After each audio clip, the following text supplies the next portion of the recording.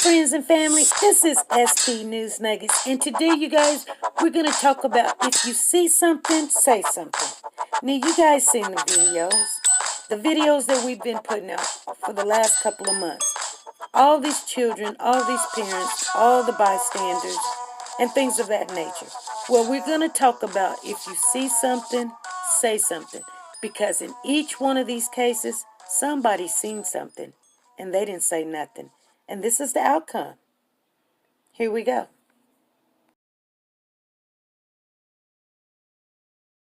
Thirty-year-old Jasmine Johnson brought her 5-month-old baby to the hospital Sunday morning.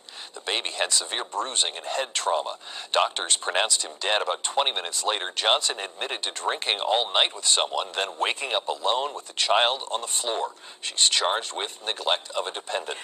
In just one night, 2 shocking discoveries for Nina Singleton. First, she learns 3 bullets came flying through the wall of her daughter's unit at the Creekwood Manor apartments in Brownsville last night, with her 2 young grandchildren inside. It's scary. They're very scary. Then she learns that in the apartment next door, her own cousin was killed in that same shower of bullets. Alexis Branch, just 24 years old and 8 months pregnant. Her unborn child also killed. We can't rest. I couldn't rest all night. You're taking a toll out of all of us. Branch wasn't the only one shot. Her 8-year-old daughter is now paralyzed because of her injuries, and an adult family member was also hit by bullets, although it appears their injuries weren't life-threatening. The TBI releasing few details about what happened, but they say this man was seen on surveillance cameras leaving the area, and they're asking the public to help them find him. This had to be somebody that had so much animosity towards her. Like, she was real cool. It's sad because I've been noticing she was a little girl. Neighbors remembering Branch as a sweet and kind-natured woman, excited about becoming a mother again, a day she'll now never get to see. All we can do is just pray and just give it to God. That's all we can do at this time and moment. And the big question on everyone's minds tonight, why?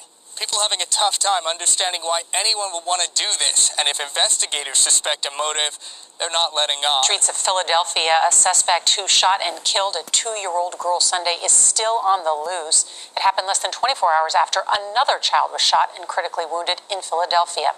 Mola Langi now on the children caught in the crossfire. We pray for the baby girl who was shot and murdered. Look, we pray for the mother. A heartbroken community came out to mourn the death of 2-year-old Nicolette Rivera. The toddler was in her living room yesterday afternoon when a gunman targeted the house, shooting through the front door and windows. Her mother and a contractor were wounded. Acting Police Commissioner Christine Coulter. No child should be murdered in their living room. It's just terrible. The wanton gun violence, the disregard for people's lives or safeties, to shoot into an occupied house is just something I can't comprehend. Rivera's death came less than 24 hours after another tragic shooting Saturday. An 11-month-old shot 4 times, sitting in the back of a vehicle caught in crossfire. If the child survives, officials say he likely won't have the use of his arms and legs. These children need us. This family needs us. This city has seen 280 murders this year. Rivera was the 278th. Philadelphia police tell CBS News they have credible leads in both of these cases. A neighbor who witnessed the shooting of Nicolette here, the 2-year-old in this neighborhood, says that the gunman was wearing a mask and used a semi-automatic weapon. Nora, a $30,000 reward has been offered in both of this weekend's shootings. All right, Mola, thank you.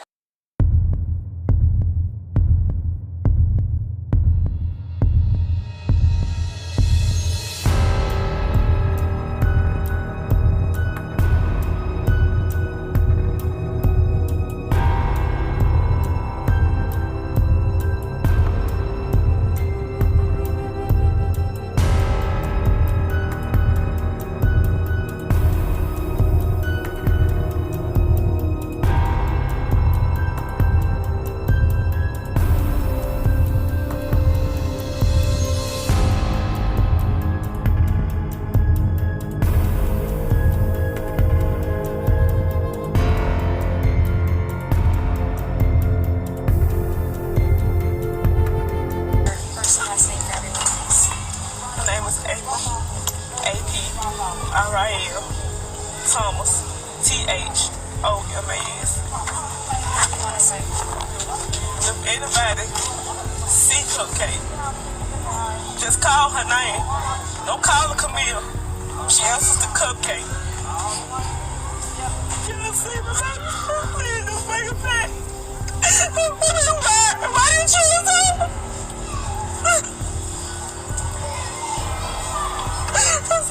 Let's go out with that.